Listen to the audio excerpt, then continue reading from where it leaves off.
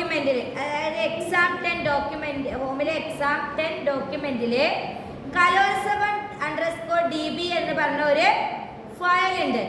ആ ഫയലിൽ തുറന്നിട്ട് എന്ത് ചെയ്യണം, എക്സിക്യൂട്ട് SQL എന്നുള്ള ഭാഗമല്ലേ നമ്മൾ കുറി കൊടുത്തതെന്ന്, ആ ഭാഗത്ത് ഈ സ്റ്റേറ്റ്മെന്റ് കൊടുത്താൽ എന്ത് വരും, എന്താ സ്റ്റുഡൻസിന്റെ നെയിം വരും. സ്റ്റുഡൻസ് എന്ന ടേബിളില് സ്റ്റുഡൻസ് നെയിം, ജെൻഡർ ഏതാണെന്നാണ് കണ്ടത്. അതായത് ആൺകുട്ടികളായിട്ടുള്ള എന്താണ് സ്റ്റുഡൻസിന്റെ പേരാണ് അവിടെ ചോദിച്ചത്.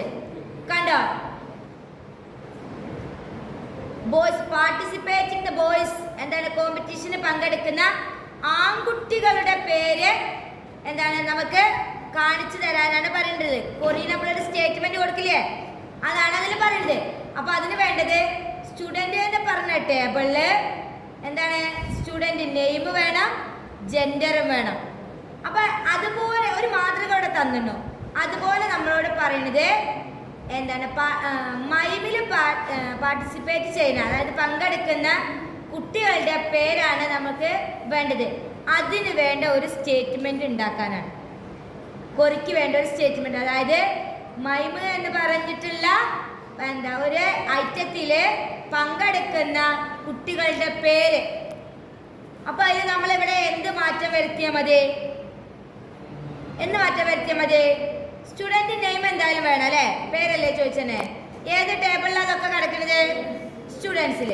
അപ്പൊ ഇവിടെ എന്ത് കൊടുക്കും, ജെൻഡർ മാറ്റിയിട്ട് എന്ത് കൊടുക്കും, ഐറ്റം അല്ലേ. അതായത് നമ്മൾ ടേബിൾ നോക്കുമ്പോൾ നമുക്ക് മനസ്സിലാവും ഐറ്റം ആണ് വേണ്ടത്, ഏതിന്റെ.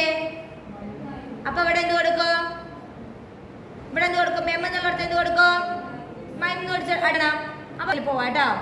അതിന് നമ്മൾ ചെയ്യേണ്ടത്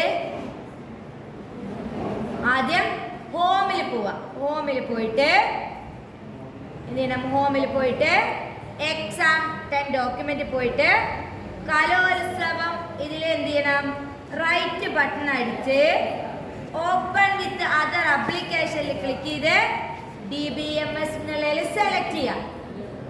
അപ്പൊ എന്താവോ, തുറന്നു വരും. ഇപ്പൊ ഇതിൽ നോക്കുക, ഇതിൽ നോക്കിയിരിക്കുക, അതിനുശേഷം ചെയ്താൽ മതി. ഇനി ഇവിടെ കാണാം ടേബിൾ, 2 ടേബിൾ ഉണ്ട് അല്ലേ. സ്റ്റുഡൻസിൽ ക്ലിക്ക് ചെയ്തിട്ട് നിങ്ങൾ ബ്രൗസ് ഡാറ്റയിൽ കൊടുത്താൽ എന്ത് ചെയ്യാം, ഇവിടെ സ്റ്റുഡൻസ് ആക്കി കൊടുത്താൽ കാണാം എന്റെ students ID, student name, item name, district ID, gender. അപ്പൊ നമ്മൾക്ക് ആദ്യം തന്നെ സ്റ്റേറ്റ്മെന്റില് സ്റ്റുഡൻസ് നെയിം വന്നു, ജെൻഡർ വന്നു, പിന്നെ അതിൽ കൊടുത്തിട്ടുള്ള ഏതാണോ എന്നുള്ളത് കൊടുത്തില്ലേ. എന്ത് ചെയ്യണം, അതിനെ തുറക്കുക. എന്നിട്ട് എന്ത് ചെയ്യാം, എക്സിക്യൂട്ട് SQL പോകണം. നമ്മുടെ ക്വസ്റ്റ്യനിൽ പറഞ്ഞിട്ടുണ്ടാവും എന്താണ്, സെലക്ട് സ്പേസ് ഇടുക, സ്റ്റുഡന്റ്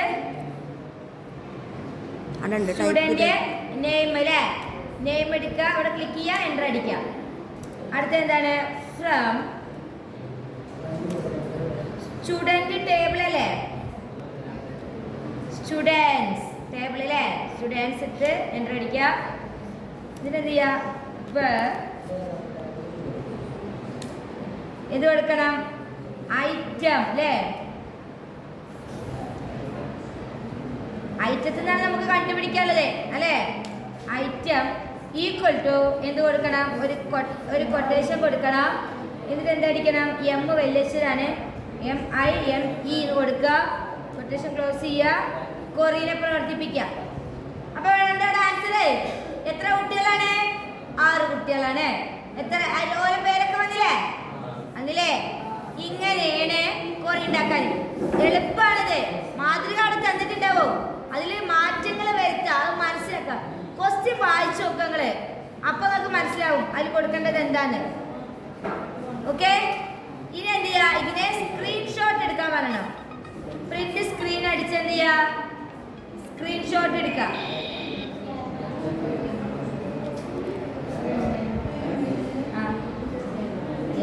നമ്മള് സ്ക്രീൻഷോട്ട് എടുത്തത് പിക്ചറില് സ്ക്രീൻഷോട്ടിൽ ഉണ്ടാവും.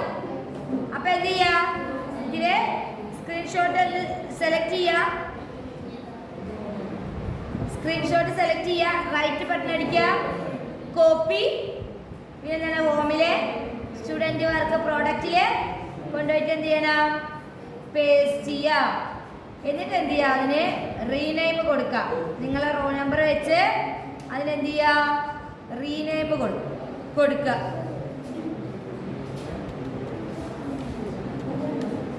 ഇങ്ങനെ റീനെയിം കൊടുക്കുക. മനസ്സിലായോ?